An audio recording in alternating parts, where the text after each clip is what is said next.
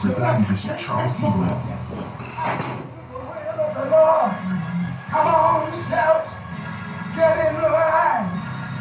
Don't miss this impactful men's conference, Men Perfecting Men, April 30th through May 2nd.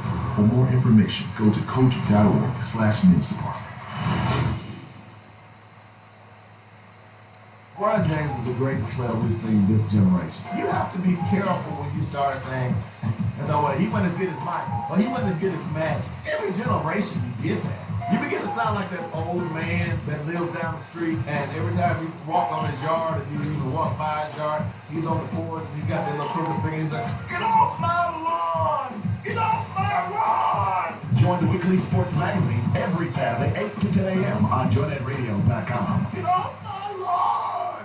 The views and opinions expressed today on Black Focus Radio are not the views and opinions of the station, its management, or its advertisers. Now, let's get ready to focus on our issues, our solutions, using our voices on Black Focus Radio.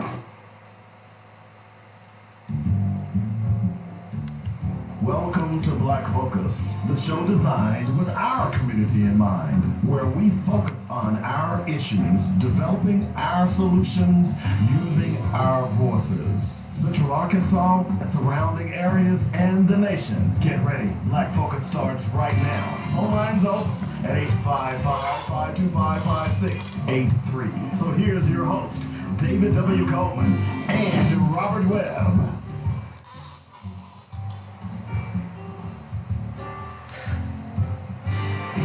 All right, welcome to the show. I guess I need to turn my mic on. Welcome to the show. The Tuesday edition of Black Focus Radio. Our issues, our solutions, our voices. 855-525-5683 is the number. That's how you get in touch with me. If you want to join the show today, you're certainly more than welcome. We've got a lot of things on the agenda. I want to appreciate everybody joining me, and I certainly want to appreciate everyone who wished me a happy birthday. I was out yesterday, and that's precisely what I was doing. What you didn't know, I've been kind of celebrating my birthday for the last week or so. The culmination was yesterday, and went on a little trip. I'll tell you, I went to Tunica. I actually went to Memphis. To me, Memphis is not a big deal. Excuse me, because I lived in Memphis for 15 years. As a matter of fact, when I moved away from Little Rock, that's where I moved to, was Memphis. So it's not a big deal, but it was, it was nice to get away, and I did. Periodically, I have to do that, and I advise anyone, if you need, look, take some time for yourself. I'll admit it's been a fun life, but it's been a tough life. And every now and then, you have, if at this age, if you're not stopping to smell the roses yet, then you'll never stop and smell the roses. So I took some time off and went to Tunica, hung out in Memphis a little bit, talked to a couple of friends, had some nice company, and won a little money. I'm a blackjack player, and proud of it, by the way. So I won a little cash, a little something, you know what I'm saying?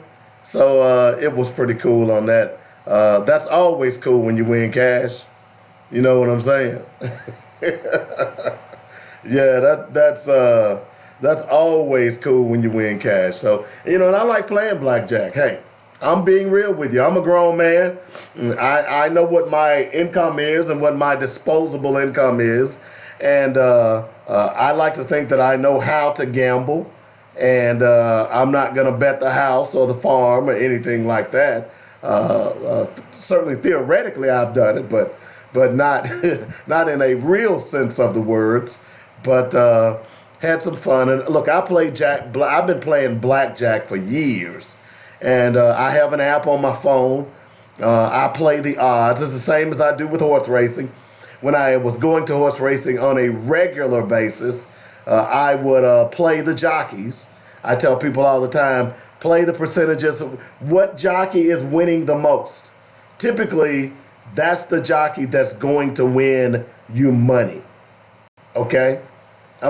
Just giving you a few little tips here on Black Focus Radio. Now don't go and lose your house tomorrow and then call me and try to blame me.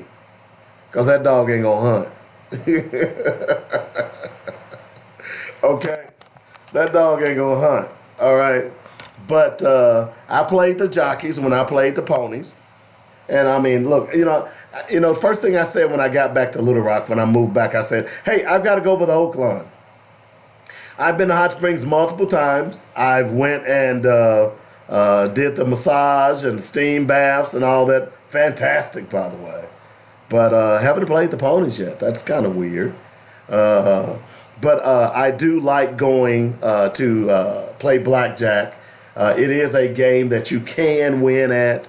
Obviously, when you gamble, all of them are games of chance. So there is the potential for you to lose your shirt. So just be aware of that whenever you are participating in any of those types of activities. But I gamble for fun. I take a budget.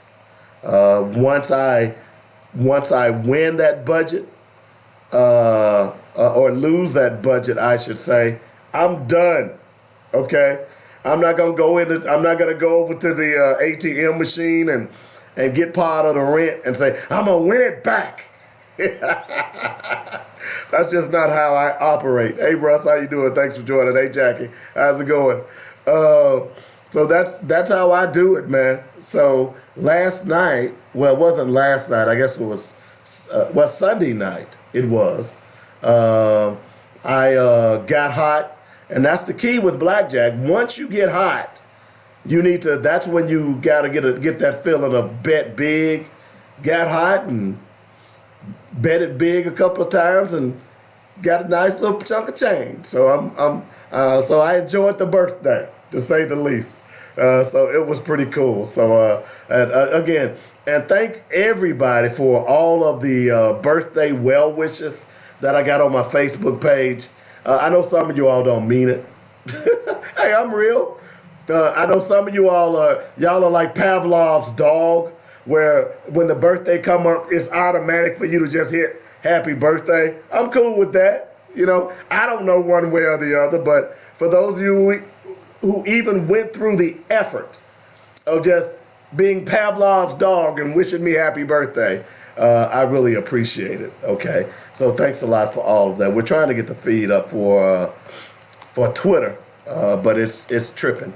So hopefully it'll be up here in a moment. Of course, the YouTube feed is up. The Facebook feed is up. Make sure you all are sharing this with someone. And I'll tell you what you all can do for me.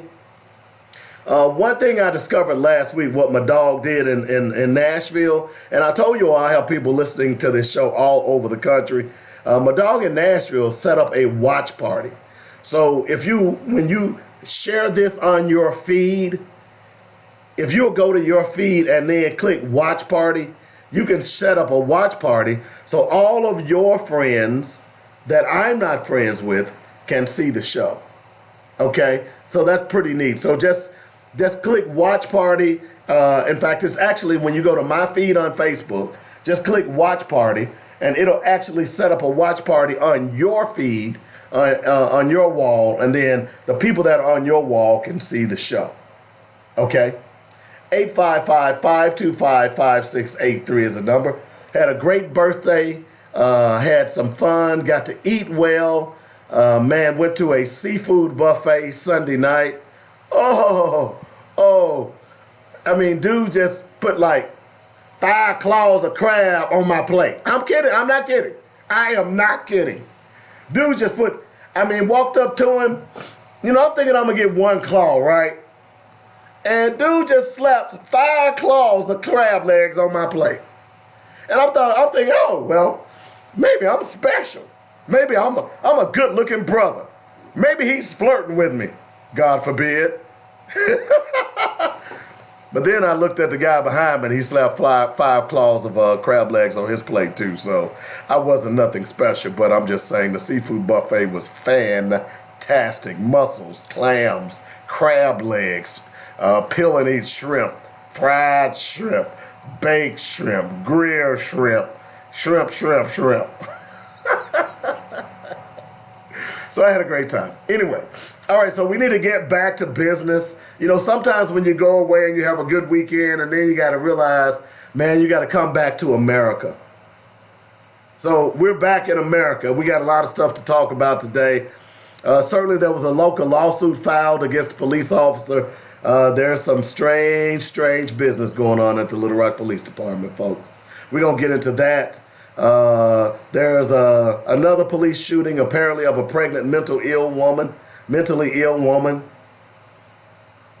We'll get into that and a lot of other stuff. But before we do that, let's do some black facts. How about that?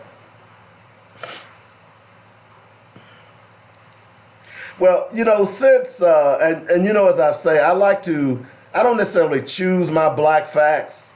But sometimes I purposely will choose a black fact.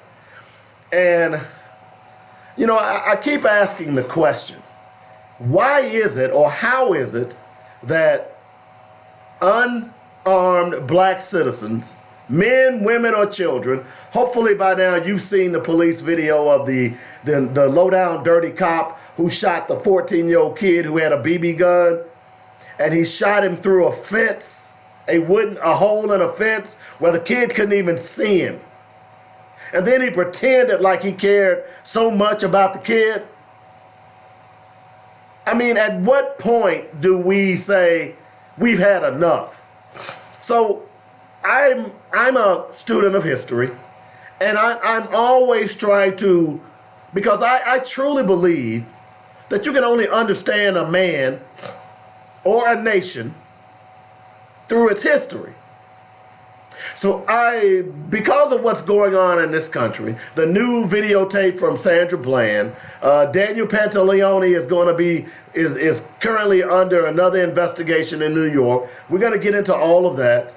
Another cop said that he don't know how the suspect he murdered got a knife, or he ended up with the knife. We're going to talk about all of that this morning. But I thought it was interesting that we'd go back and look at a little history. And it's just so ironic that this feed or this post came across my wall, and I said, hey, this would be perfect for the show today on Wednesday. So for this black fact today, slavery and the origins of the American police state. Let me say that again. Hello, Helen. How are you doing? Thanks for joining the show. Let me say that again. Slavery and the origins of the American police state. Yeah, I thought it was interesting that we would look at this, because we have to understand as black people where police came from. And we have to also understand, unfortunately, that police, since its inception, have never been our friends. Never have been our friends. So let's read some of this article, and we may read it all, but I thought it was interesting. They were called patrollers, or variously patty rollers, or pat rolls, and they were meant to be part of the solution to colonial America's biggest problem, labor. Unlike Great Britain, which had a large, basically immobile peasant class that could be forced to work for subsistence wages, there weren't enough cheap bodies in America to do grunt work. If you were a planter looking to make your fortune in rice or tobacco, the New World's cash crops, you had to size up to the industrial scale. And for that, you needed bodies, armies of bodies, a labor force that could be made to work for terms no less brutal than those inflicted upon the miserables of Europe. Native Americans weren't the solution. Not after disease, war, and murderous forms of forced labor, it reduced their numbers by half.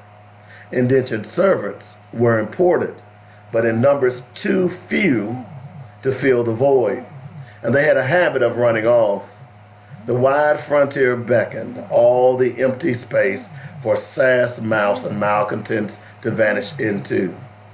So it became Africans. Jamestown received its first cargo of human beings in 1619. A dozen years after the colony's founding, 20 and odd Negroes, according to records.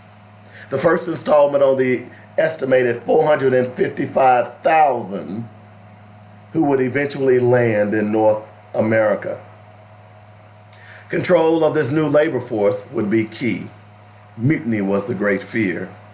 By the early 1700s, a comprehensive system of racially directed law enforcement was well on its way to be fully developed.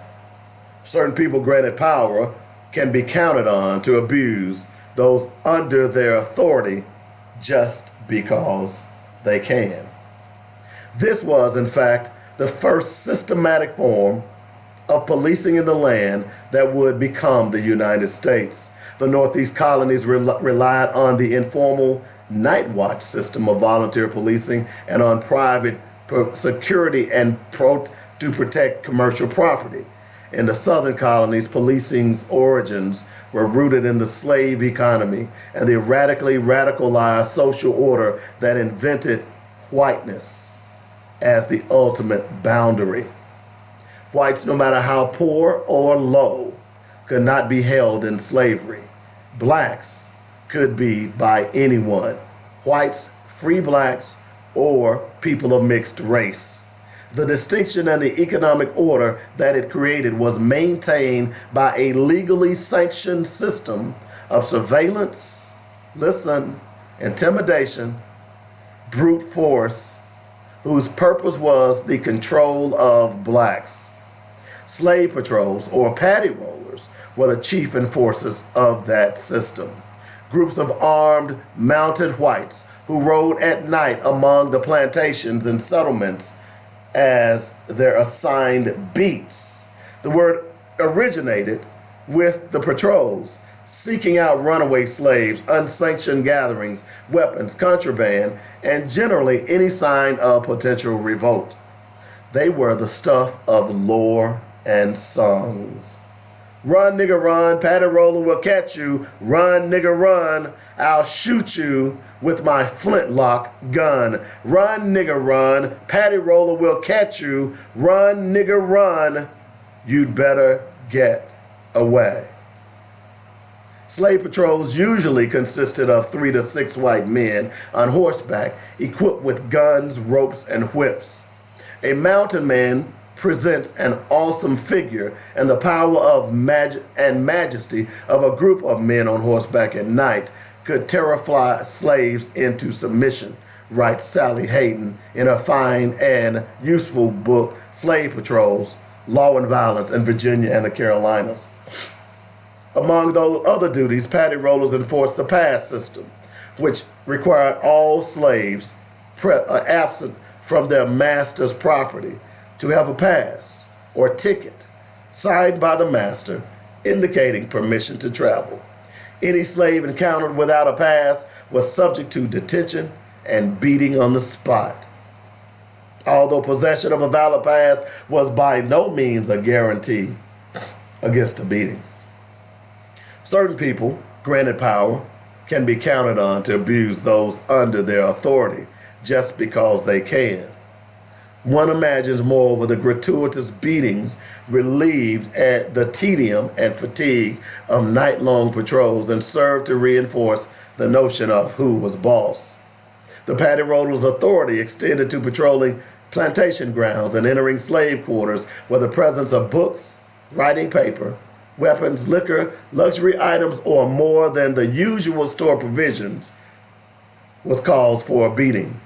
Gatherings, weddings, funerals, church services were grounds for beating. Mingling with whites, especially poor whites, or any loose, disorderly, or suspected person, beating. Backtalk, beating. Dressing tidily, beating. Singing certain hymns, beating. Even the best behavior could earn a lick. Elgis Davidson, among former Virginia slaves, remembered that as bondsmen lay asleep in their own quarters, patrollers would enter and lightly kick them with the whip to see if they were truly tired and asleep at the end of the workday. And ladies and gentlemen, that's our Black Fact for today. Keep listening to Black Focus Radio for more dynamic Black facts, our culture, our history, our people. Now, if you would like to read the rest of this article, it is on my wall. You will need to scroll down. I believe I posted it late Saturday evening, so there's been many of posts since then. But I wanted to go back to a certain area because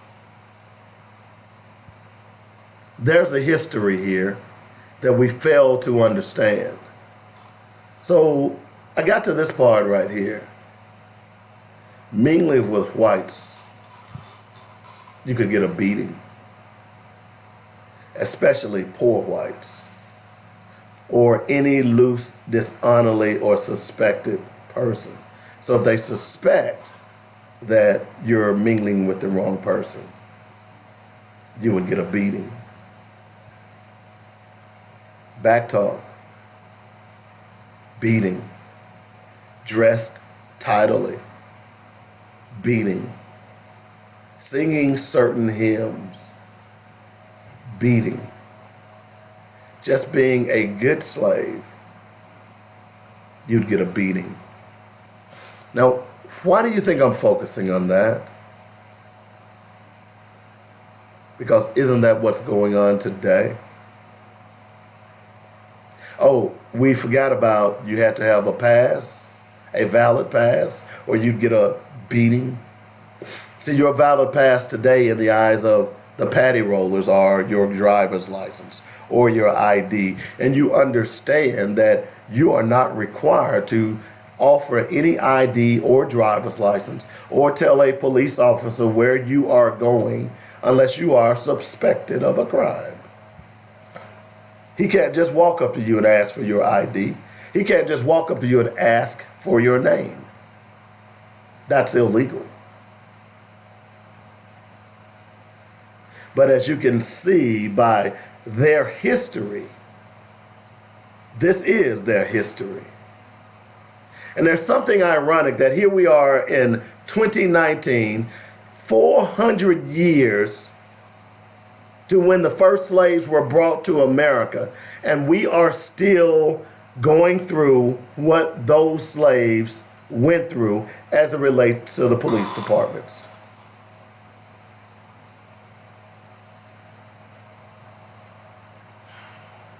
That should be disturbing to us all. It should be disturbing to us all that in reality, although things look different, things are not different. Sandra Bland, Trayvon Martin, Philando Castile. The list goes on and on. Eric Garner. The list goes on and on. Bradley Blackshire. The list goes on and on. Where does it end? Here in what we called the post-racial society. And fortunately, you all are no longer using that terminology because we are nowhere near a post-racial society, unfortunately. Looking back at history, in my opinion, will help tell us where we're headed. And to understand the origin of the police, you must understand that the police mean you, a black man, no good. Yeah, I know there are black police officers. And yeah, I know that there are black good police officers, both black and white.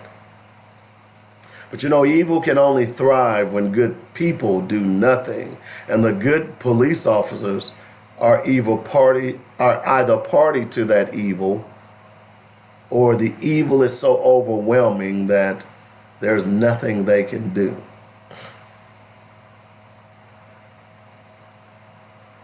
So in this day and time, in 2019, what can we do about it? What should we do about it? Just recently, I early in the tease, I told you about the black woman who over the weekend video was released, and we're going to cover that story here in a moment. But video was released, and she was unarmed. She was fighting with the police. When you get to a point where you can't beat a woman with your physicality, then you don't need to believe a police officer. Every woman out there is not running around with a black belt. So we're going to cover that story because for myself, I'm tired. I really am, man.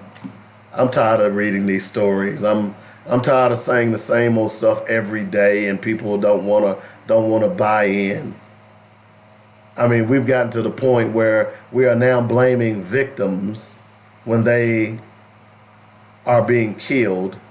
We are now conflating black on black crime without conflating white on white crime with police killings. We've lost our way. We really have. Daniel Pantaleone's lawyer says accused cop saved Eric Garner's life in the first day of New York disciplinary trial. Let me just read this to you because this is how bold they are.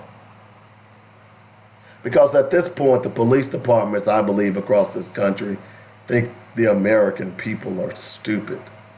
And I would have to agree with them because the American people continue to allow the police to get away with murder. Lawyers battled over whether an NYPD officer should be fired for putting Eric Garner in a fatal chokehold, argued Monday that Garner's last words helped prove their cases. Every time you see me, you want to mess with me. I'm tired of it. This needs to stop today. I'm done. That was Eric Garner's last words. Okay? Daniel Pantaleone's lawyer, London, argued that Pantaleo used reasonable force to take down and arrest Garner. In his telling, the officer followed NYPD-approved training by putting his hands on Garner's face as he forced him to the ground. The expression goes, control the head, control the body. As London said, Garner's takedown prevented him from crashing through the stored window.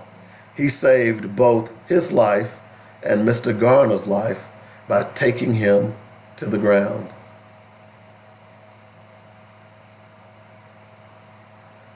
So the cop who killed Eric Garner, his attorneys are saying that, we could have crashed through the window and he could have been cut by glass and died, but instead I choked him to death. And that's okay. I just wanted to throw that out there for this discussion today. By the way, it's been 5 years since Eric Garner was murdered by Daniel Pantaleo. In 1985, the Philadelphia Police Department, on my birthday, May 13th, dropped a bomb on a black family and lit up the entire neighborhood, burned out an entire block. Y'all do know that, don't you? The police did that.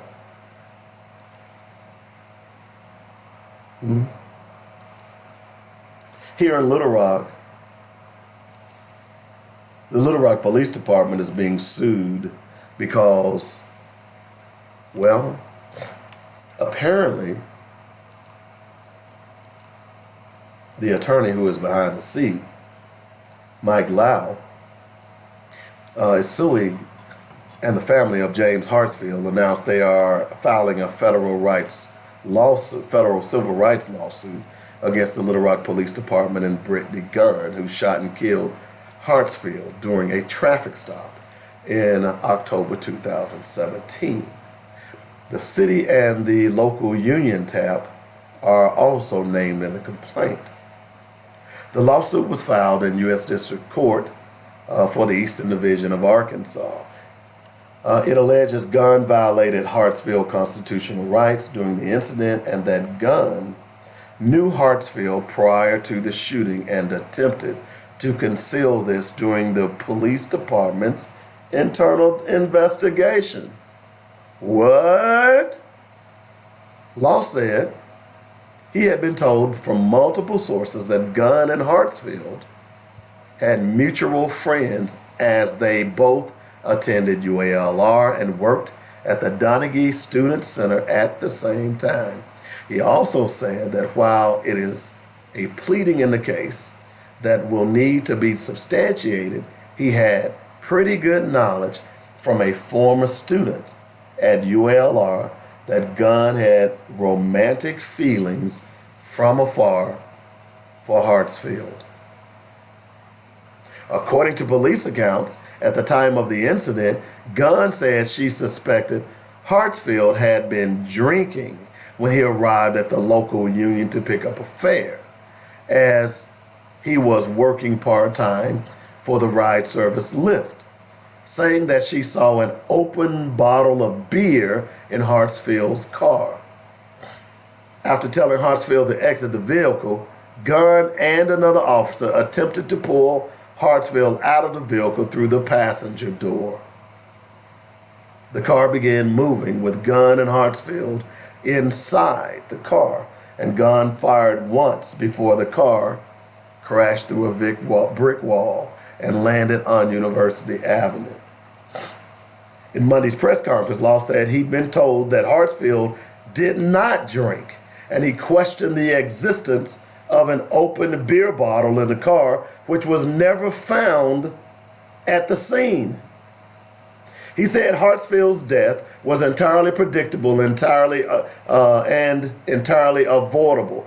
And he added that the lawsuit filed Monday also pertains to the LRPD's historic failure to properly train police officers on conduct during police-involved shootings, specifically how to safely conduct a traffic stop without excessive force and needless force. Well. So that's two right here in Little Rock.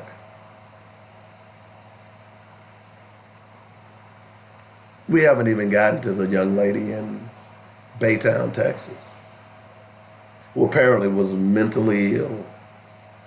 And somehow another police came and they called the police, and she ends up dead. They say in the video, and I could not watch the video, they say in the video that she even told the police officer she was pregnant.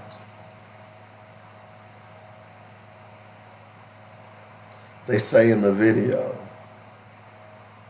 she even told the police officer she was pregnant.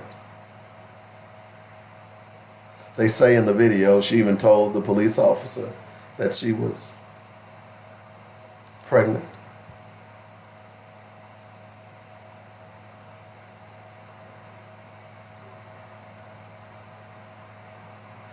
KHOU 11 reports that the shooting occurred after an officer identified a woman with whom he had prior encounters while patrolling her apartment complex, believing she had outstanding warrants. He attempted to arrest her before a struggle ensued. During said struggle, the officer used his taser, which was allegedly wrestled out of his control by the woman and used on the officer. The officer then jumped to his feet and fired 5 shots, hitting her at least once. In a video of the altercation circulating online, the woman can be heard yelling, "Why are you harassing me? And I'm pregnant," prior to being shot. The officer attempted to render aid, but the woman was pronounced dead on the scene. The Baytown Police Department released the following statement. Baytown detectives are on the scene of an officer-involved shooting. It is very early in the investigation, however, the detectives have learned thus far is one of our officers, an 11-year veteran with the department, was patrolling an apartment complex when he came across a 45-year-old female that he knew from previous encounters and knew she had outstanding warrants. The officer contacted the female and attempted to arrest her, at which time a struggle ensued, forcing the officer to deploy his department-issued taser at the female. It appears that as the officer was then attempting to handcuff the female, she was able to gain control of his taser and turn it on the officer. Tasering the officer, which forced the officer to draw his duty weapon and fire multiple rounds at the female, striking her at least once. The female was pronounced dead at the scene.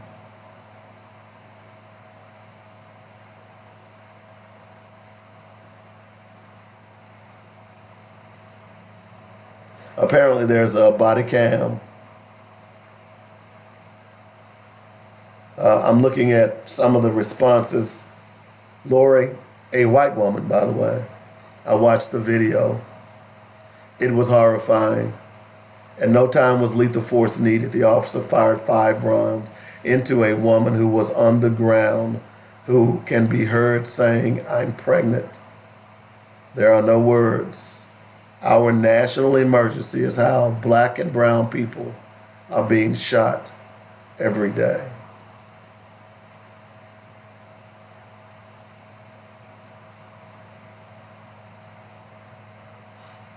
Have y'all seen the video? The reason I'm highlighting these, and there are other stories on my wall about the misconduct of police. The reason I'm highlighting this is because at some point, and I say this almost every day, you're going to need to do something about it. At some point, black people are going to have to turn against the patty rollers. At some point, and you know, there was an interesting piece that was posted later on my wall about this, and here's why this happens. Because the Mike Lau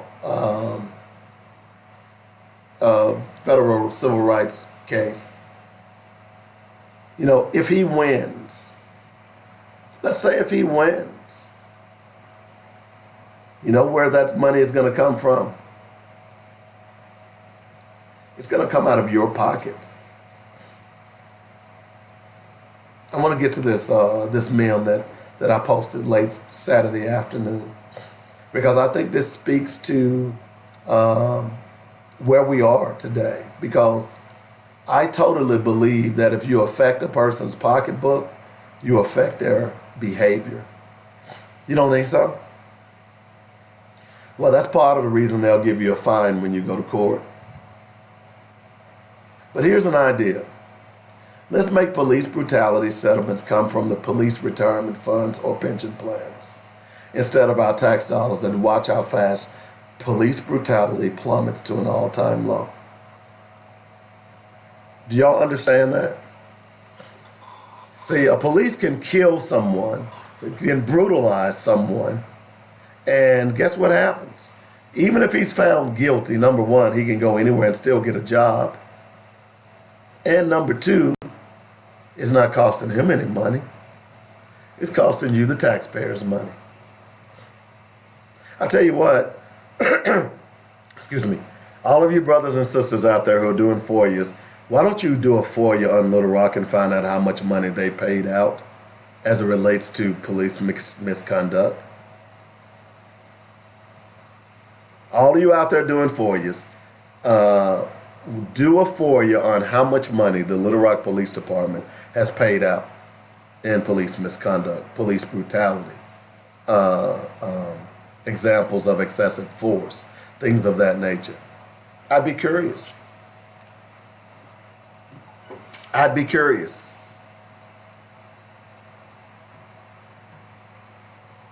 But I think the honest question that we have to begin to ask ourselves, because all of you people who have been praying for a change, I think you're using that as a veil so you won't see. Yeah, I'm going there on you. Because by now you got to be tired of this. It's happening in, it used to be, it's happening in other places.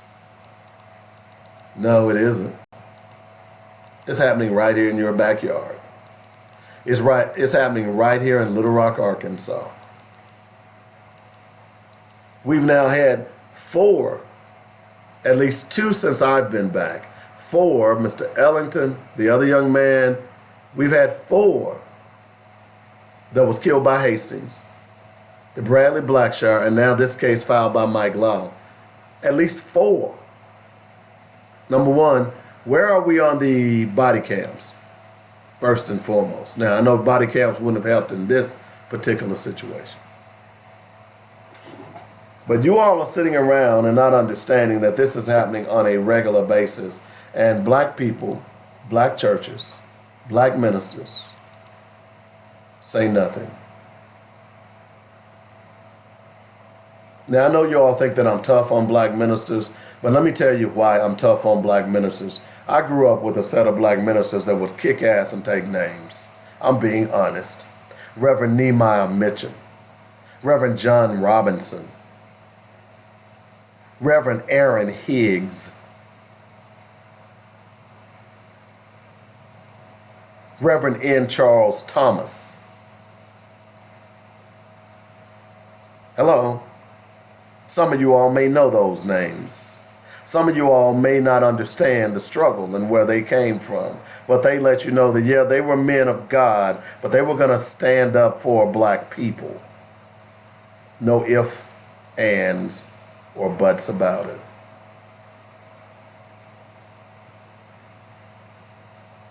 Now, where are you all? Because at this point, simply offering up a prayer is not bringing these people back. Simply offering up a prayer is not stopping police from these brutalizing of our people. What are you willing to do for your people? Are you just so cozy with your 501c3 that you really don't care? All you can offer is pleasantries and platitudes when someone is murdered. Hopefully that is not one of your congregants, one of your members. I'm curious because the key to solving this is not the church, but unity. Let me give you an example.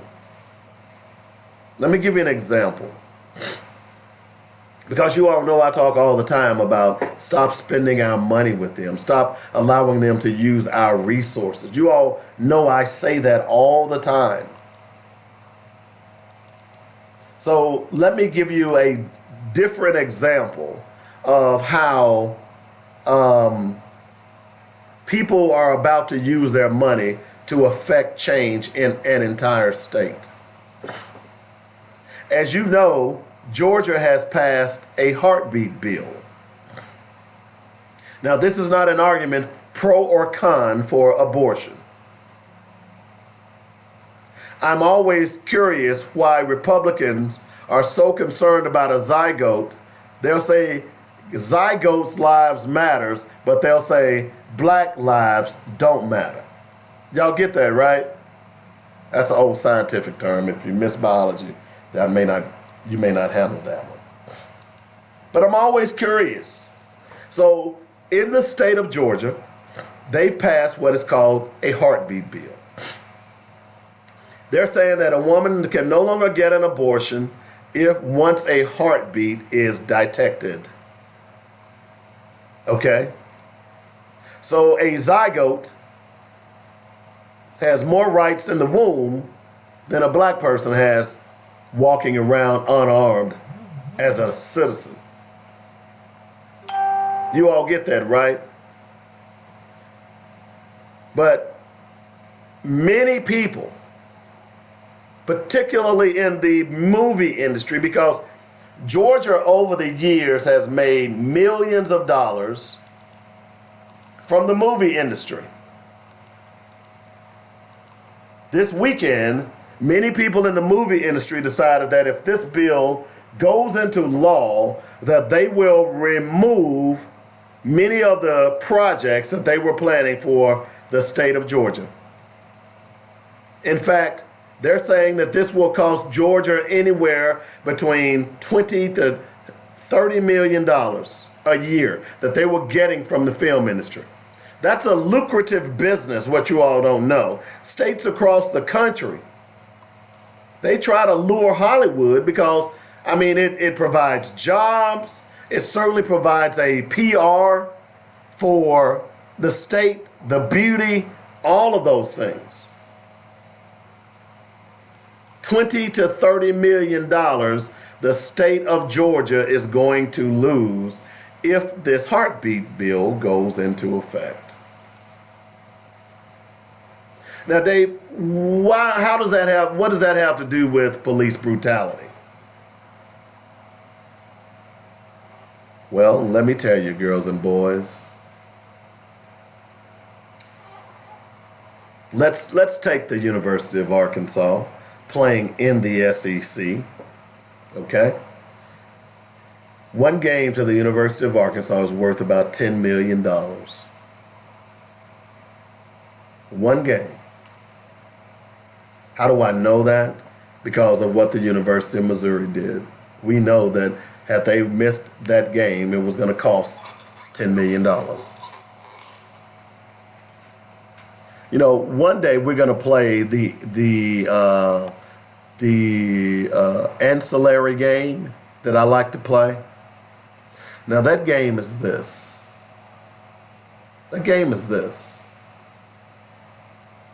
Is that how much residual money is made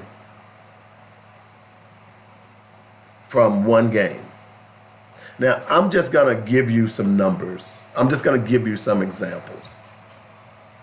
So the people come to the game. The people pay for parking. The people pay to eat around those stadiums. The people pay hotel and motel. The people pay for gas. The people pay for memorabilia. The residual income is enormous. And all of those people are outside the stadium. People have to work double shifts because they need to accommodate for all the new people that are in there. So, what am I saying? Well, you know what I'm saying. I say it all the time. At some point, we are going to have to decide that we are tired of our people being shot down like dogs in the street, like the patty rollers are still rolling. Because that's who they are patty rollers. They are killing our people. If you don't offer an ID, they're killing you.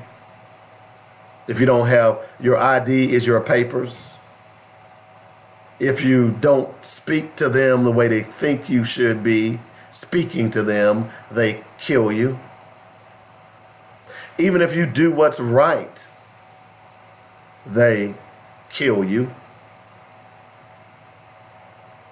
And what makes it even so much more frustrating, at least to me, is that most, if not all, of the ones that are being killed are black people. Now, I know for a fact that white people smart off at police. I've seen it. I know for a fact that over the last 3, 4, 5 years, we've had white people who commit heinous crimes whom we know were armed at one point, yet they are taken alive. Yet unarmed, pregnant black women, boys with BB guns, boys running away, men with cell phones,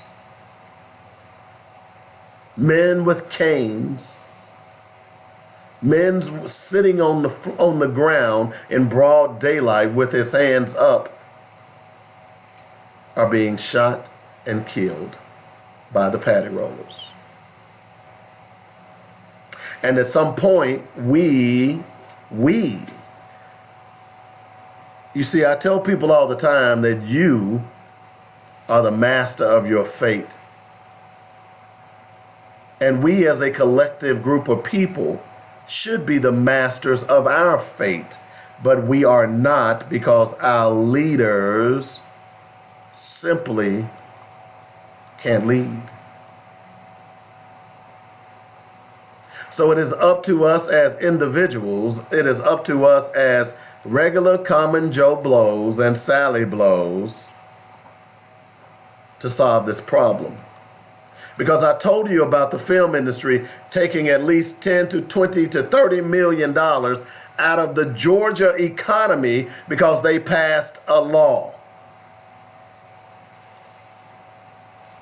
Now, what would happen if black people decided that we would take our money out of the American economy and start sending it to our people? What would happen? What would happen if we decided to take our children out of the college system, who is nothing more than prostituting our children for billions of dollars and throwing trinkets at them? What would happen? It's time now to have a legitimate conversation. Because it is clear to me, and if it isn't clear to you, either you're not paying attention or you have blinders on. And I know there are a lot of black people out there, unfortunately, with blinders on. It is time for us to remove ourselves from the economies of our states. And the best way to do that is stop your child from playing for the university. As a matter of fact, not just the big university, because here in the Arkansas area, and it is no different from any other state, many of these smaller colleges are benefiting from black bodies. Hello? See, I played in the old Arkansas Intercollegiate Conference. You had Ouachita, you had Hendrix, you had Henderson, you had Harding, you had UA Monticello, you had UCA, you had Southern Arkansas University. All of us competed against one another, and the majority of those rosters were black bodies. And I don't doubt it's any different today. So you often hear me quote Malcolm X when I say you get your freedom by letting your enemy know you're willing to do anything for your freedom. Then and only then will you be free. I've told you over and over again, we don't have to fire one shot. We just need to close the gates on our communities and say, if you're going to play, you're going to an HBCU.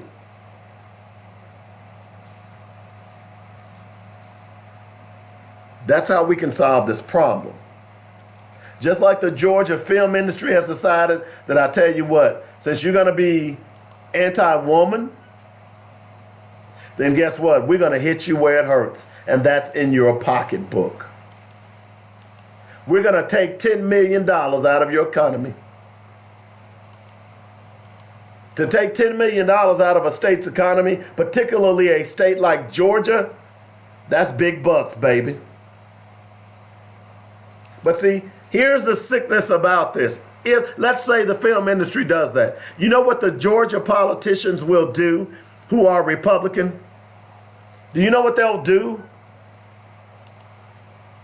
They'll take that out on the poor. See, that's just how low down Republicans are. But what if those black kids said, well, we're not going to play for Georgia Tech. We're not going to play for the Dogs of Georgia down between the hedges. We're going to have football flu this weekend. What would they say? Because, see, the only way you can stop racist is hit them in the pocketbook.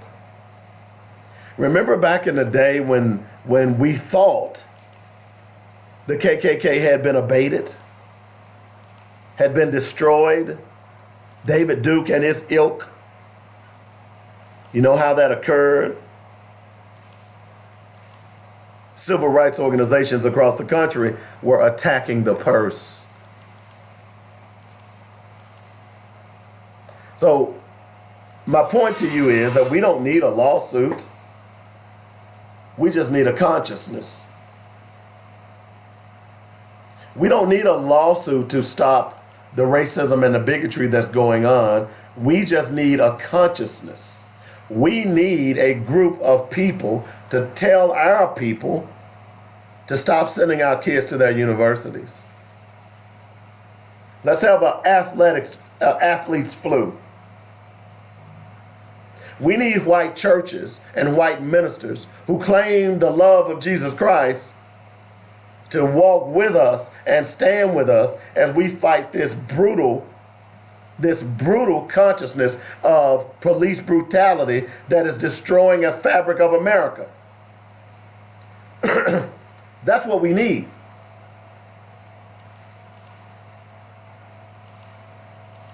Because if you can tell me that a zygote is more important than a live human being, a child that has been born, something's wrong with that, man. Don't you get that? A zygote. You all can go look up the word zygote if you don't know what it is. But it's basically a fertilized egg. That's more important than a black child. That's more important than a black mother that's pregnant who was shot dead by police when she was 7 and she told him she was pregnant. He didn't care.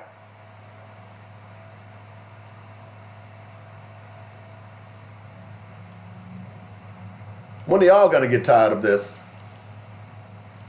Y'all know I'm tired of it. I've been tired of it.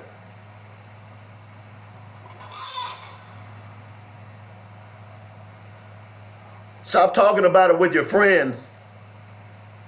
Stop spreading it on Facebook. If you're not willing to do anything about this, then don't spread it on Facebook. Don't share it on Facebook anymore. Because you're not willing to do anything about this police brutality that continues to wreak havoc on black people across this country. And I don't want to hear no mess about, oh, well, what about black on black crime? I don't give a damn about that. Look, police are paid to defend innocent people, not to murder them. That's their job. They say, oh, well, I want to make sure that I go home and see my family. You don't think that guy that you pulled over with a bad taillight, you don't think that he wants to go home to see his family? You don't think Sandra Bland wanted to go home and see her mother? You don't think Tamir Rice wanted to go home and play with his friends again? What about Philando Castile, who was loved by elementary school students, who was paying for their lunches? You don't believe that he wanted to go home and see those children again?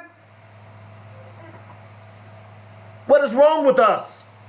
What is wrong with this country that we can continue to stand around and allow a police officer, a man who has sworn to uphold the law, a man who has sworn to uphold the Constitution of the United States, what is wrong with a country who cannot understand what is going on?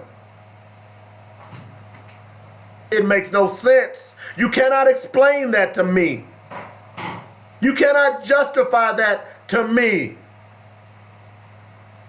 And every day we're seeing black men, man after man, being exonerated. I just posted a story this morning about a black man who was convicted of rape because a woman dreamed he was her rapist. Do y'all get that? The brother was convicted of rape because a woman dreamed he was the rapist. He spent 28 years in prison. Y'all not tired yet?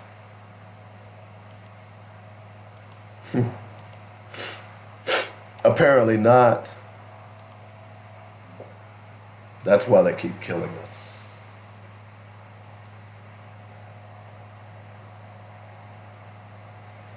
That's the first hour. We'll be back in a moment. We gotta take a break. We gotta play some music, play some spots. I feel wonderful today.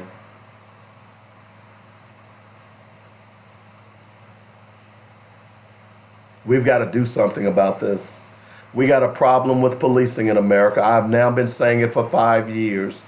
I am going to continue to say it, not because I hate police. We have a problem with policing, the institution of policing. And when you go back and you look at its history, as I read in the first part of the hour, you'll understand why we are here today. And if you want to solve the problem, then you must get involved. There's no more sitting on the sidelines. There are no more sitting around, oh, I'm going to pray about it. There's no more sitting around saying, oh, he shouldn't have did that. You got to get involved. It's Black Focus Radio. I'm Dynamic Dave on JoinEdRadio.com.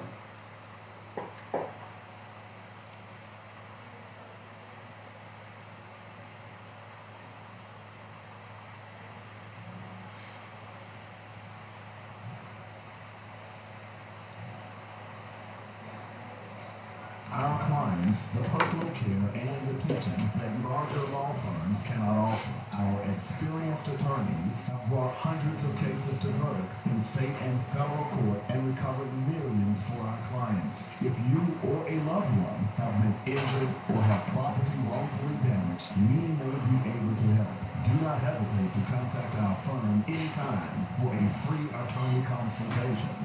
Call 1-800-848-1290. That's 1-800-848-1290. Or email inquiries@arkansas-personal-injury.com. Our law offices are... You never thought what, Latanya? 212 Center Street in Little Rock. That's the law offices of James F. Swindoll, personal injury and products liability attorney serving Arkansas since 1977. Mitchell Funeral Home welcomes all of Arkadelphia and Arkansas. It's a family-owned and operated service provider in Clark County since 1966. At Mitchell Funeral Home, they understand that the funeral is a celebration of life and legacy. So the entire staff takes great pride in the caring, personal, and professional services they provide. Still battling this sinus mess, man. It's been kind of rough on the black man. Funeral Home appreciates the trust and confidence placed in them and will continue to enhance their services. So, as to serve you better, call now. Get connected. 870-246-2611. That's 870-246-2611. Call, click, or come by. MitchellFuneralServices.com. Don't wait till we need it. Call us now. Let's walk through this together. 870-246-2611. It's quality you can appreciate and service you can depend on at Mitchell Funeral Home. Build your home for the holidays with Bedrock Mattress and More. Bundle and save wherever you're room in your home. Package deals just in time for the holidays. Our first bundle starting at $5.98. Perfect for a dorm room. Bundle deal 2, only $15.99. Enough to fill your first apartment. And fill your home with our third bundle starting at only $24.99. Come get these deals while they last. Special pricing going on now through the end of the year. Celebrate this holiday season with something new from Bedrock Mattress and More. 3901 South University in Little Rock. Hi, this is Oliver. Please focus on things and let Blue Rock is still have the green top with the very next step. The same great service with no water. Give us a call. 501-663-1553 or 664-2992 or call our toll-free number 1-877-BB1. Diapers, pillows, hospital beds, wheelchairs, Simply Fit, diabetic supplies, underpads, and more. Your durable medical supply center. The views and opinions expressed today on Black Focus Radio are not the views and opinions of the station, its management, or its advertisers. Now, let's get ready to focus on our issues, our solutions, using our voices on Black Focus Radio.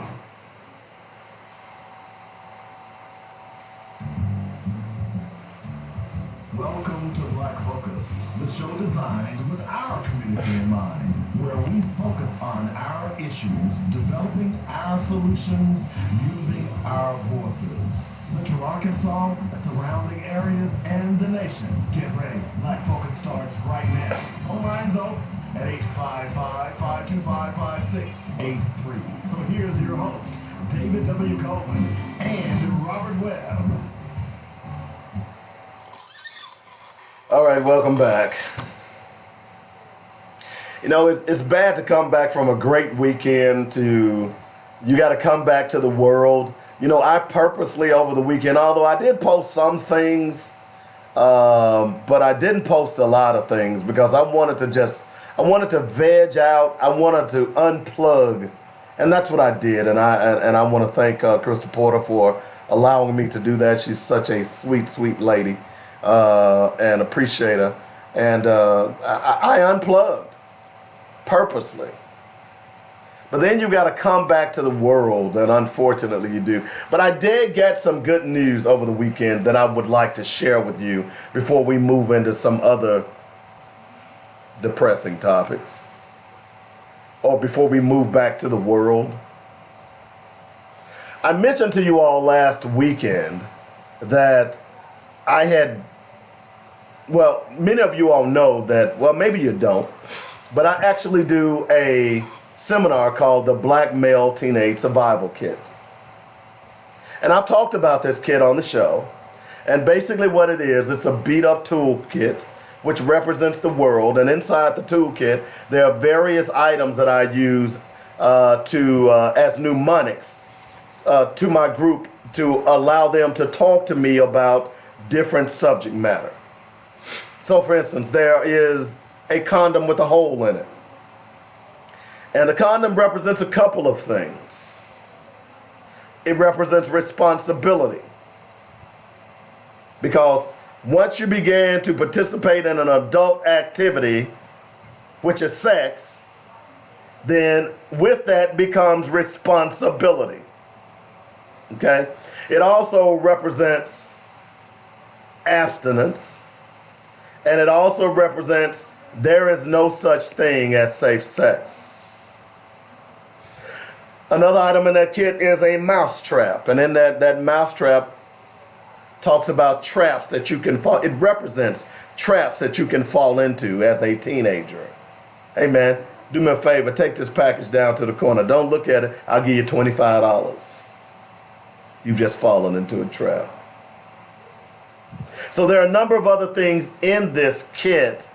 So when I put this kit together, and I had also just put together my rub, and I had also just released my book, The Pain of Vengeance, I contacted a beautiful woman in Philadelphia at Arcadia University by the name of Dr. Doreen Lowry.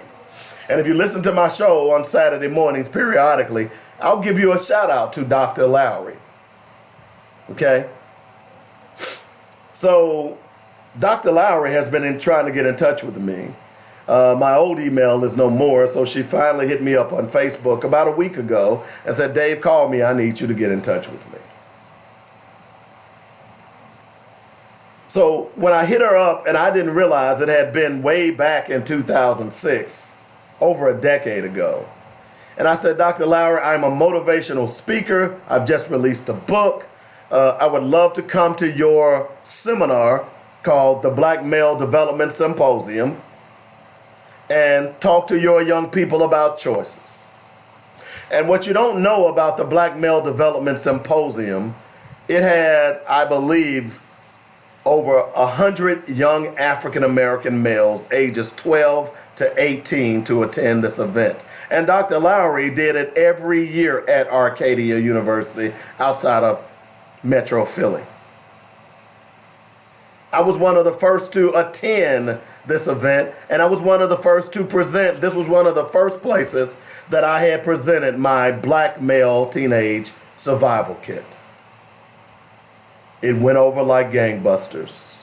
I wasn't surprised, but what I didn't know that Dr. Lowry had monitored me.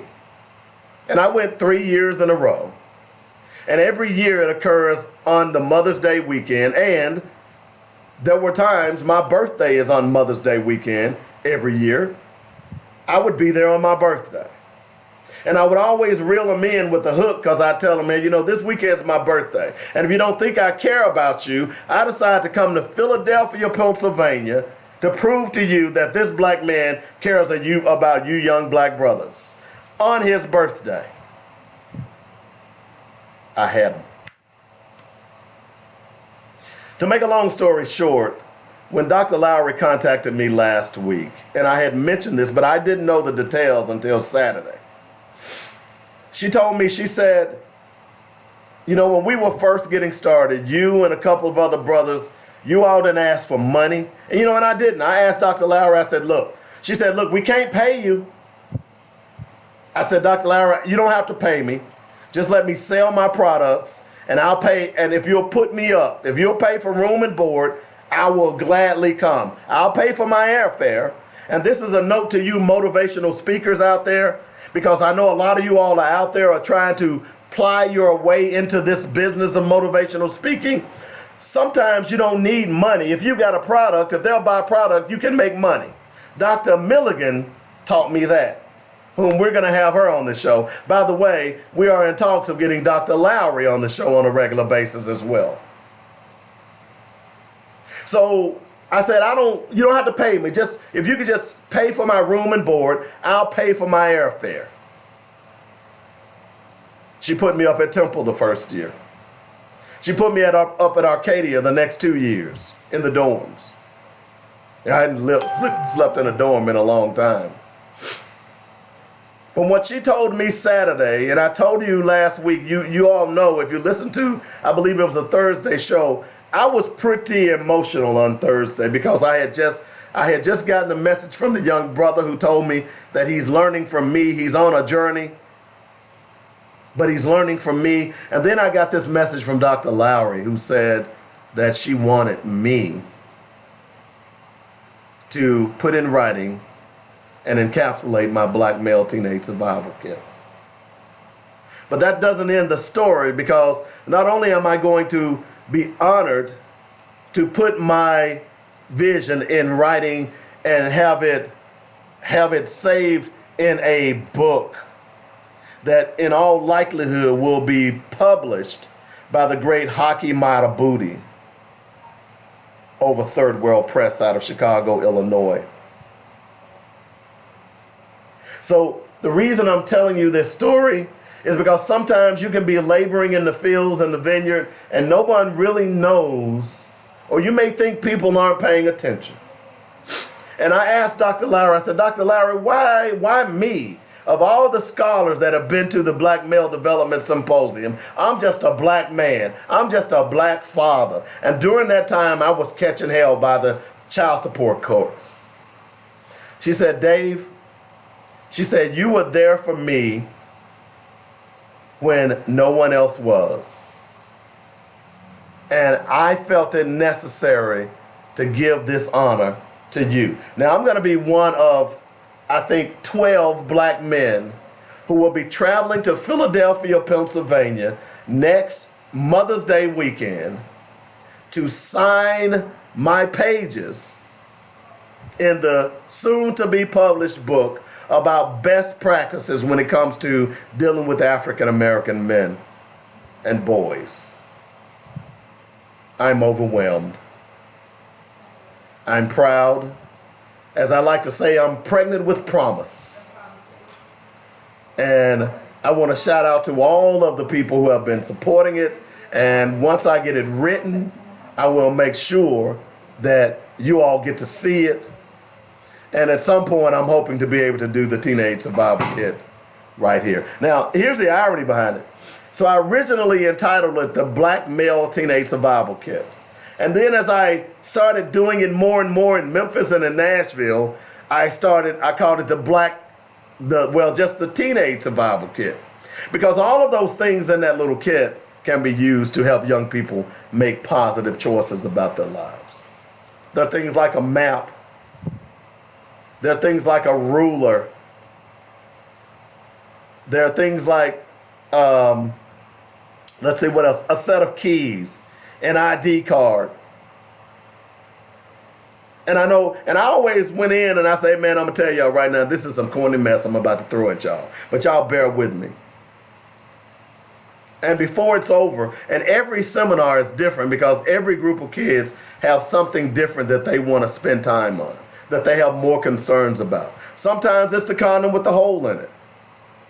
And by the way, this is a hard-hitting seminar. This is not a mamby-pamby, pleasantries and platitudes type seminar. This is about life. This is what will happen if you don't do this. So I tell parents, if you have a snowflake child, they don't need to come to the Black Male Development. They don't need to come to the Black Teenage Survival Kit seminar. Because, yeah, there's profanity. Yeah, there's talk about sex. Yeah, there's talk about drugs. All of those things that young black males and young black teenagers experience, we try to pack it all into that 3.5-hour seminar.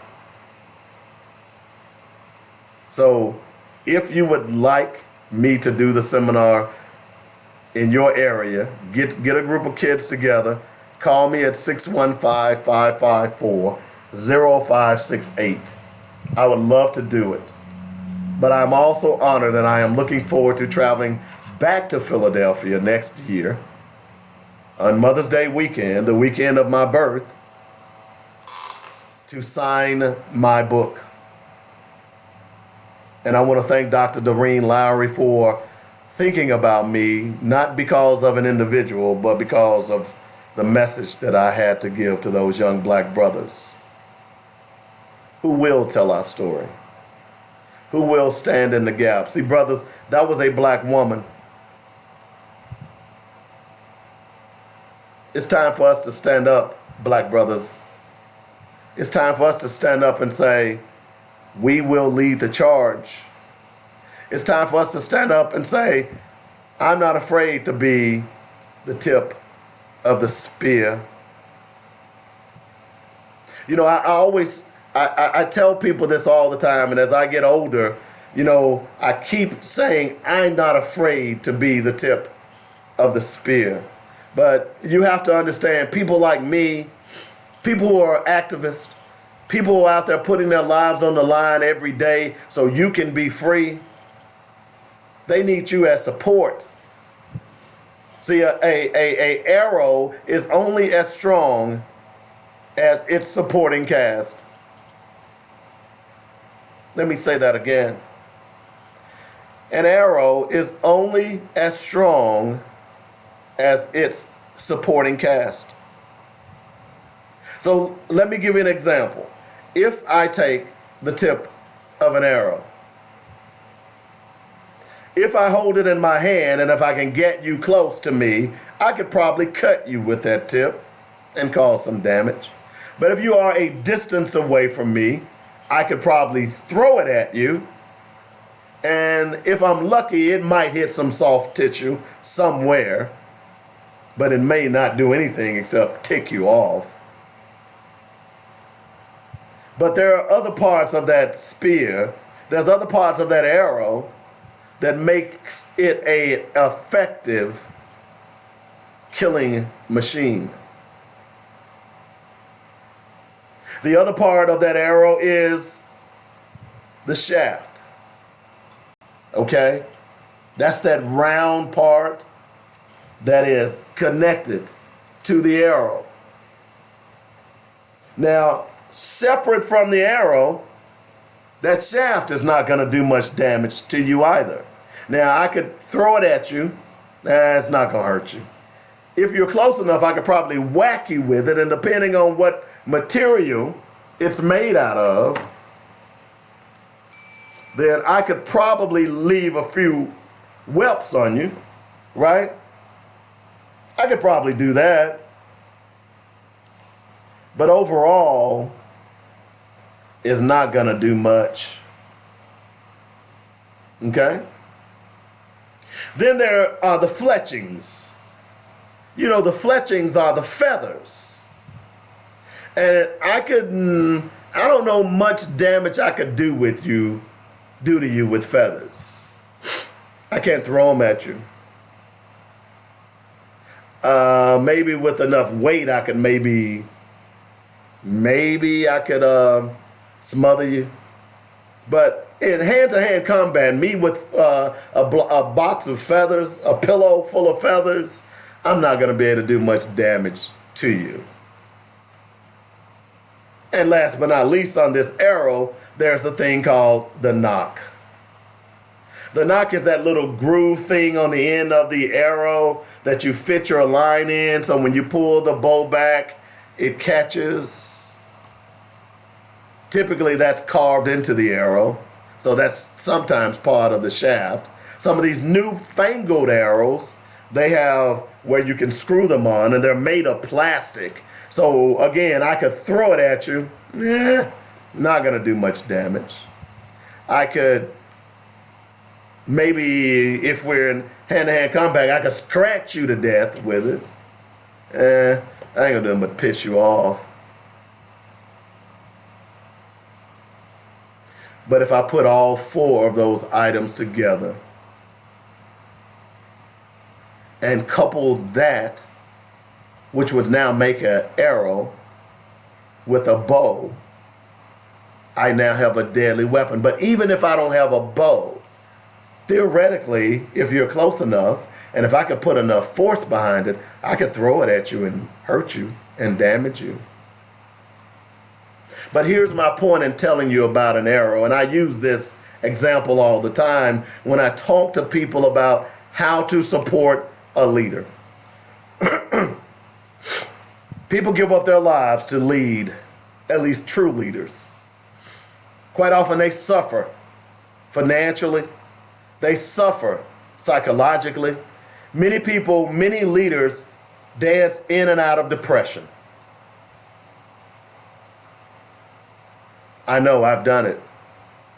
Not to say that I'm a leader, but when I've attempted to lead.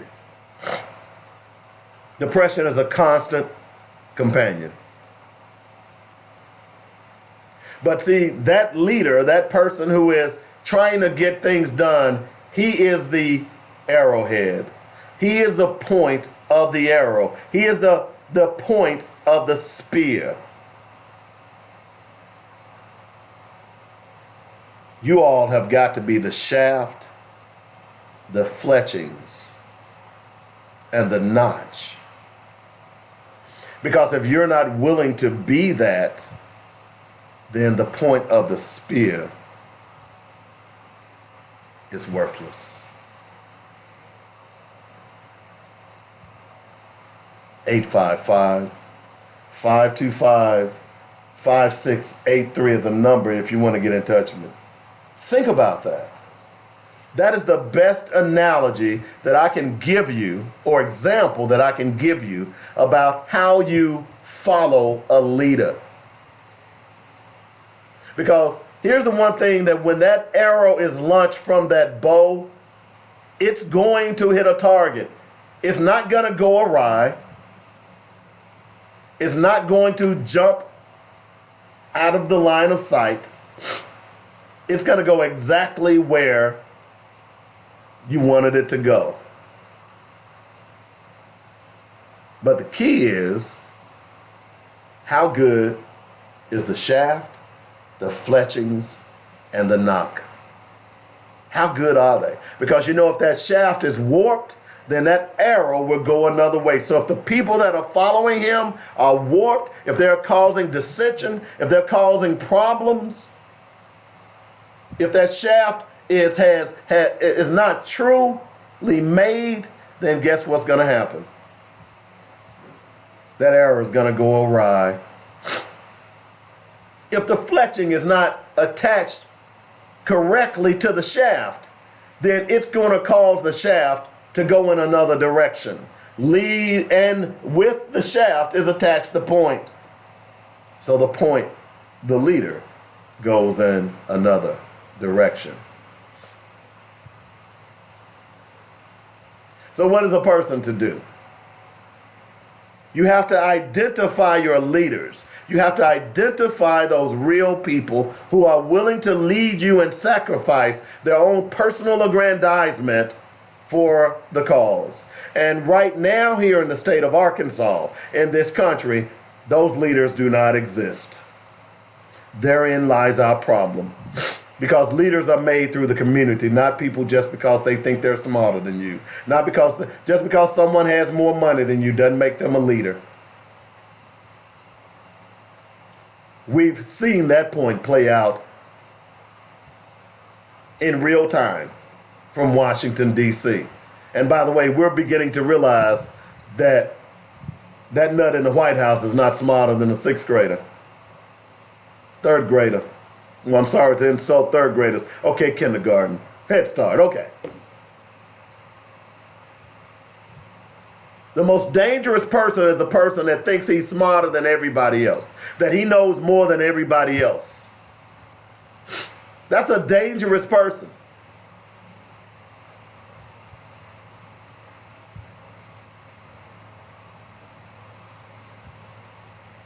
So we need leaders who have good followings. We need followings who have good leaders. We need followers who are willing to be lead or led. 855-525-5683. And the reason I'm talking about this is because what's going on with police in America right now, we need some leaders.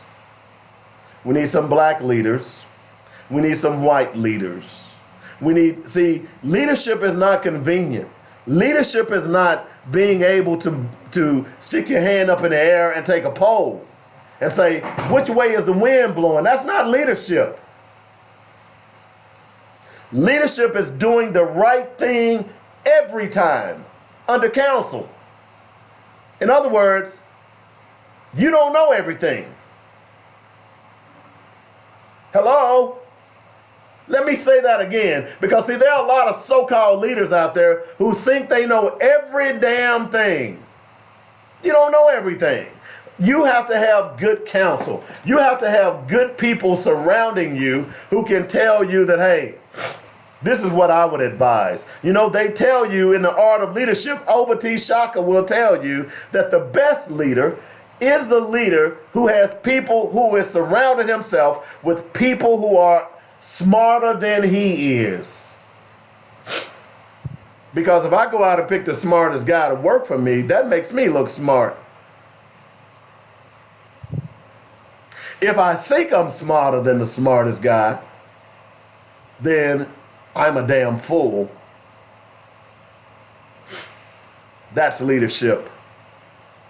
And right now, we need leadership across this country. It's needed badly. And if we don't quickly do something about it, this entire country is going to be in a mess. Some of y'all hadn't even gotten that. 855-525-5683 is the number. What is going on with police in this country is an abomination. And it's been that way since its inception. That's why I read the piece on the patty rollers for our Black Facts today. I meant to and talk the entire show about police brutality. That's why, yes, I'm coming back to it. If you would have had some of the privilege to go out on some of their boards, their police boards, particularly when these shootings began to be highlighted. See, here's the thing: it's not that these just begun. You all really understand that, right?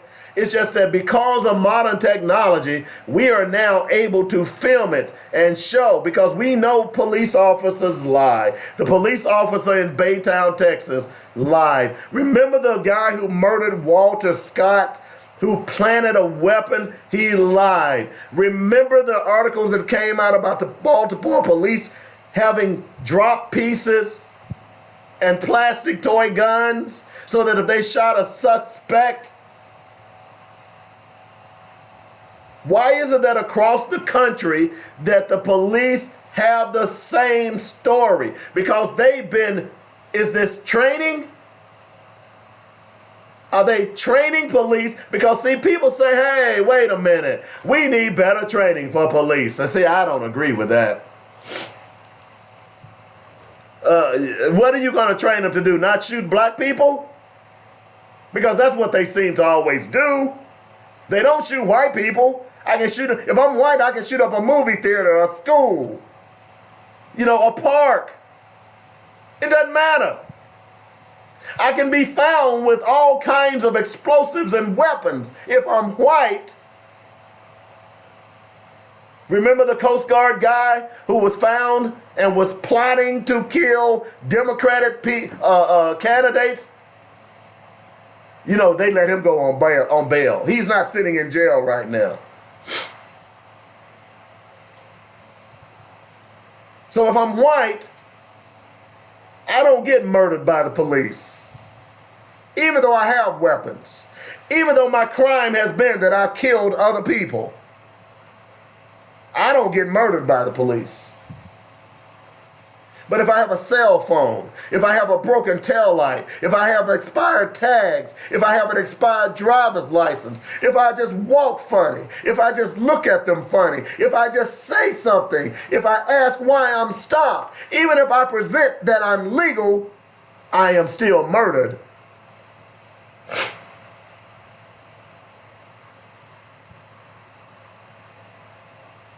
So we have a problem with policing in this country.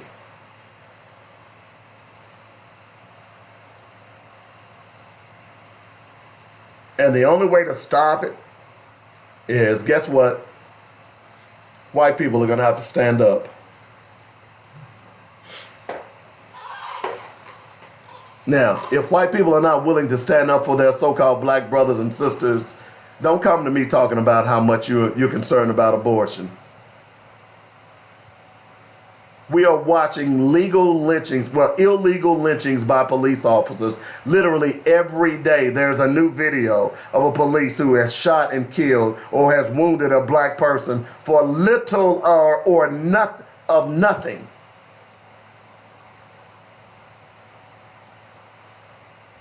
And white people are not saying a damn word.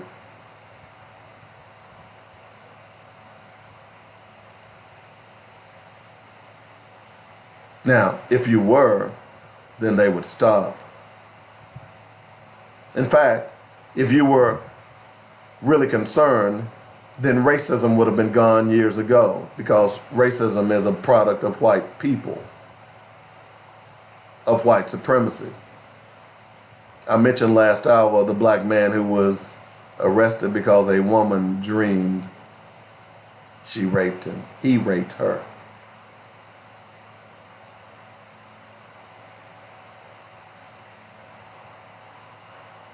What are we to do?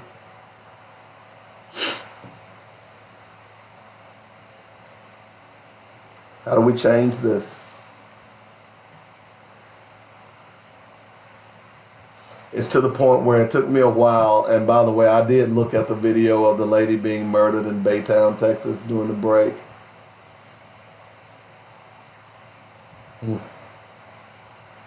What are we to do, black people? Are we going to continue to sit around and twiddle our thumbs and hope for a miracle that somehow or another white racism will disappear? Well, haven't you been sitting around twiddling your thumbs, and has white racism disappeared? And let me correct myself. Let me not say white racism, because there is only one form of racism, and that's racism. There is no such thing as black racism.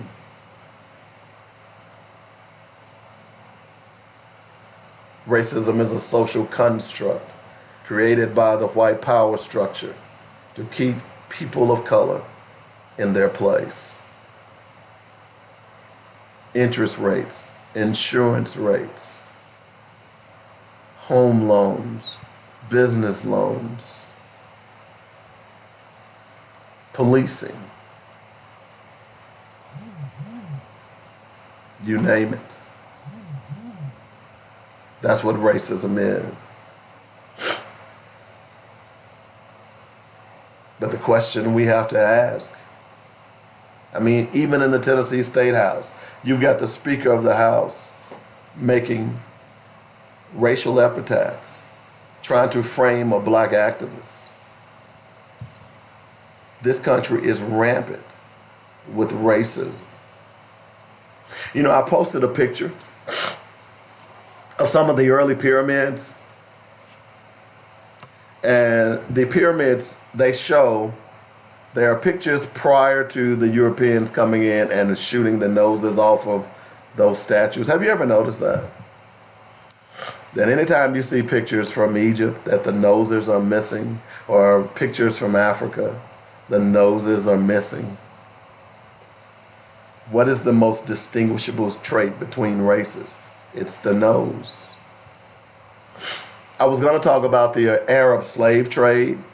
I'll do that tomorrow, because I saw a post over the weekend where a black Muslim dared to suggest that Arabs had nothing to do with the slave trade. I laughed. I didn't respond. I was just happening to read the post. I told you I was kind of unplugged. And then, of course, I posted this piece. But see, where all of this comes from is racism. Because racism and jealousy. Let me just read this headline to you. World's languages traced back to single African mother tongue. Now, I've known this, by the way. This article was released back in 2011, but what it basically says, that all of our languages, whether it's Arabic, whether it's Japanese, whether it's Korean, whether it's Thai, whether it's Vietnamese, whether it's Viking, whether it's whatever sounds you utter out of your mouth to communicate with someone else, those sounds originated in Mother Africa. Just like the genes of the black man and woman who birthed the world originated in Africa. So what all of this is saying is, and the reason that you are the most hated, and I'll just quickly just look at this. Here's the article about the Arab slave trade. So when someone tells you, even today, Arabs practice the slave trade, the brutal slavery of over 12 million Africans by the Arab Islamic slavers. By the way, that article is on my wall too, because we're trying to educate you. You know, that old saying, free your mind and your blank will follow. That's what I'm trying to do, is free your mind. because what you've been taught is wrong. What people have told you is wrong. The only thing that they've taught you decently is A plus B plus C, the Pythagorean theorem. Oh, by the way, that was developed through Africa as well. Pythagoras, who was Greek, stole that formula from Africa. We know that now. The only absolute is mathematics. And there are times when you run into infinity.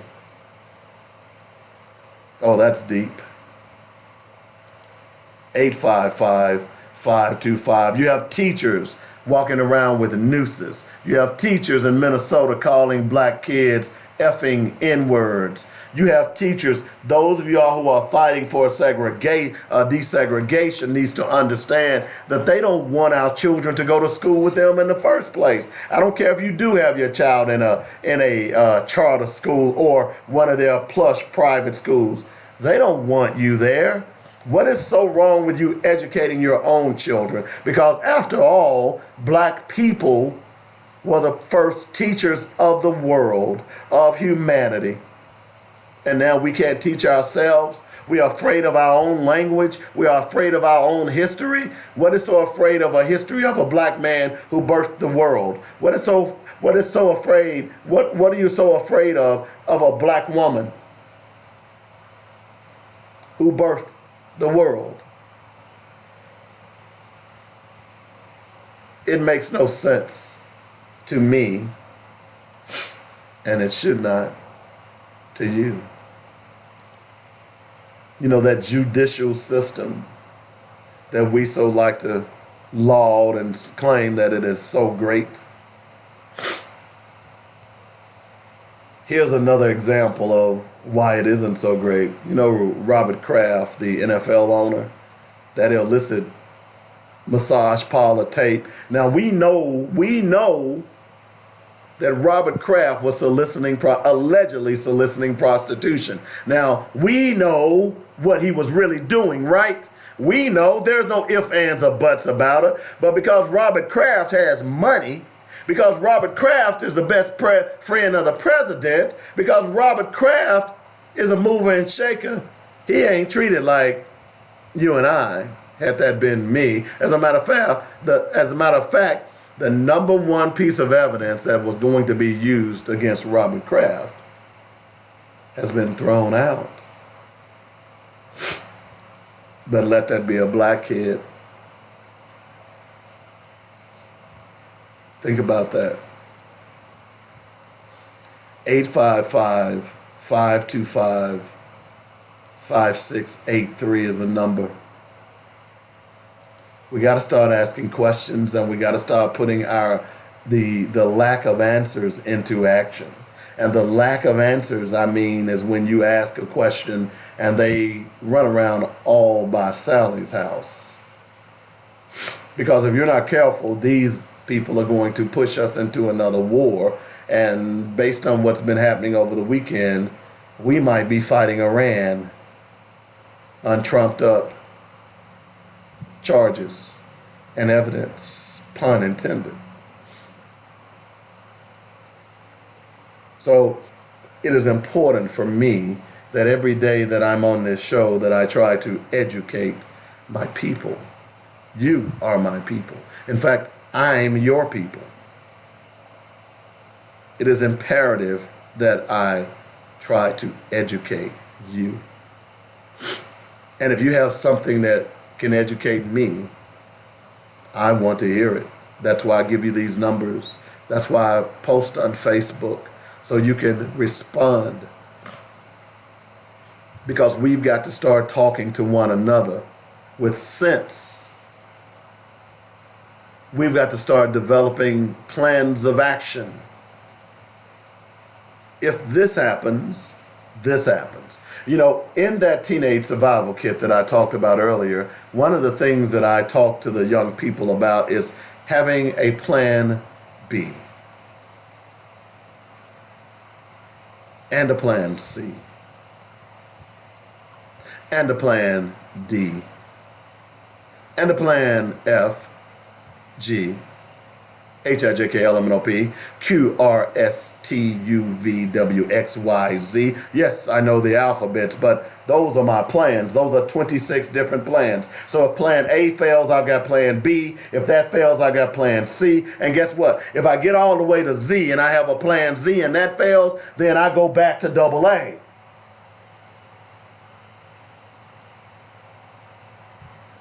And right back down to double Z, if necessary. That's called a resilient life. That's called resiliency, that we cannot allow our children to be so one-tracked that if they get knocked off their pedestals, then they don't know how to get up. And that's what's happening. In fact, that's what happened to us. That's what happened to not our ancestors, because see, I tell you all the time that if you live today, if you hear my voice today, you are the strongest of the strong. You came through the door of no return. You all know that place, right? It's off the Ivory Coast. It is where they loaded the slave ships, and they said that once you went through that door, you never saw the mainland again. That's why it was called the door of no return. And in fact, many people went through that door and never loaded or got on slave ships because they were killed or they died right in the bowels of that fort, inside of the door of no return. But even still, your ancestors made it through the door of no return. They made it on an arduous journey across the Atlantic called the Middle Passage, where they were strapped together like cords of wood, where they had dysentery, where they threw up, they had feces and urine, where they had to sleep in it, where they had to cry in it, where some of your ancestors who didn't make it died in it. And then they got across that. And see, this is why I tell men and women that black men and women, we should not be having programs that are just for black girls. We should not be having programs that are just for black boys. See, it was some sisters who called me out and said, hey, look, I've heard about your black male teenage survival kit. And I heard it was wonderful. In fact, I sent my son. And he came back a different individual. All he could talk about was Mr. David and that kit. But what you gonna do for the girls? Because you know what? They are going through it just like the black boys are. And you know what? After a year, I thought about it. And at first I said, hey, look, I don't want to deal with girls. It's just too messy. And then before you know it, we were having girls at our Rites of Passage camps. Instead of it being called Rites of Passage and Rites of Passage, it began to be called Rites of Passage and the Queenship. So your people came through all of that hell in the bowels of a slave ship, the first slave ship called Jesus, by the way. Hello? And then they had to endure the peculiar institution of slavery, where many of them were raped, maimed, and murdered. But your seed, your ancestors persevered. Your ancestors, their line was part of the strongest of the strong. So you can be here today. Y'all get me here? Now, I'm going to ask you a question because we have about 8 minutes to go in the show. What are you doing to make sure that that lineage lives on? Are you raising your children? Are you educating your children, not with book sense, but with a sense of history? Because the only way that we're going to solve this problem of the black man and the black woman in America is that we have to develop a sense of history. We have to know that we built this country. We have to know that we were not just slaves. Some of us were already here. Hello. we have to understand that some of our ancestors were already here. In fact, some of them were already in South America. Some of them were already in North America. They were indigenous. No, I'm not talking about the what white people call the Indian. I'm talking about people of African descent. Do yourself a favor and go out on Facebook and pull up some of the old Cherokee pictures. A very good friend of mine is Art Burton. I would advise you to become his friend on Facebook. Art lives in Oklahoma. Art is an author. He's a musician. But one thing that Art does better than anything or anyone that I've seen is he chronicles the wild, wild West. And he's constantly posting pictures of the Native Americans. He's constantly posting pictures of Bass Reeves, the black sheriff who could not read, of whom the Lone Ranger was modeled after. No, he was not a white man. He was a black man, the Lone Ranger. But he's constantly posting these pictures of Native Americans, whom white people call Indians, who look black. You know, they got that nose. See, my nose ain't really a wide nose, but I still have a wide nose. They got that black nose. You can always tell by their nose, right? At least most of the time.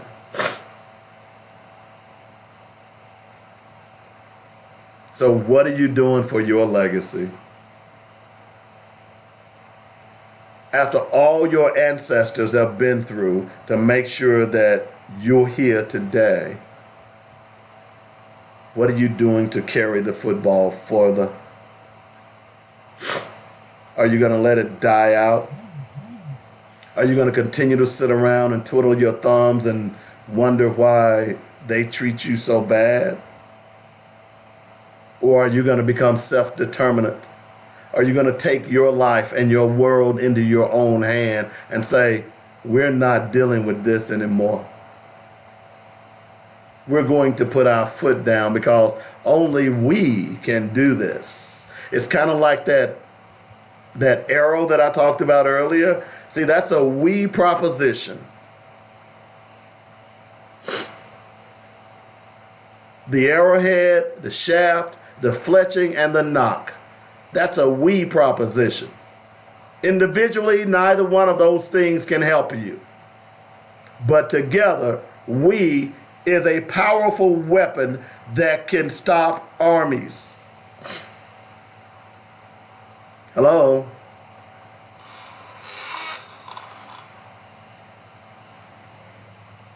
When are we going to realize that? Because until we realize the power by which we possess, the patty rollers are going to continue rolling over our neighborhoods. The patty rollers are going to continue killing our children.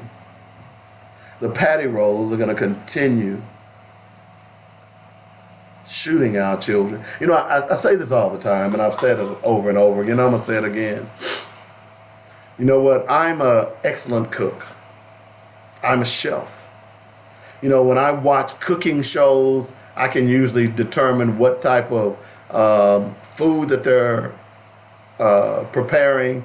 I can tell you what type of sauce or what goes in that sauce. I can tell you the tool that they're using.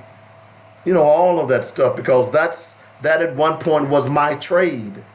Just like in the radio business, I can tell you all of the different amalgamations of radio and where we are today. Even in the computer business, because I spent 15 years as a computer technician, I can tell you just about everything there is about a computer.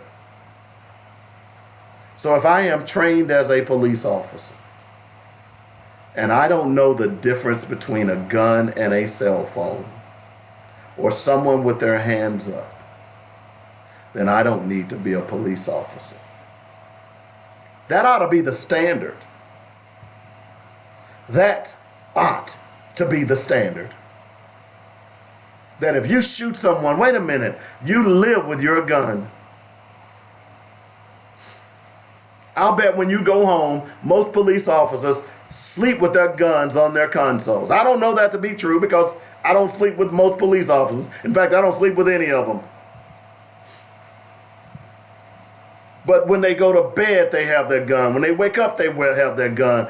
Even on their jobs, because their jobs require them to have their weapon. And they can't tell the difference between a cell phone and a banana. We got a problem. And it's not black people. It's police departments across this country. It has nothing to do with training. We know it has nothing to do with training. You know why? Because if it was training, then they'd be killing white people.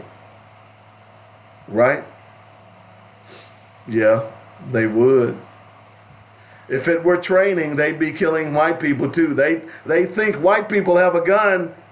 Remember the article I posted last week of the white guy who was reaching for a gun?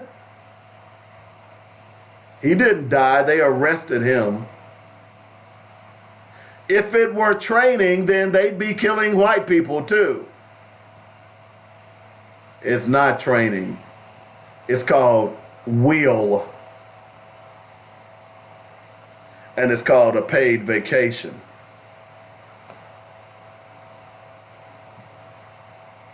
I've got to go. Good to be back. Again, still basking in the glow of my birthday. I want to thank everybody for wishing me happy birthday.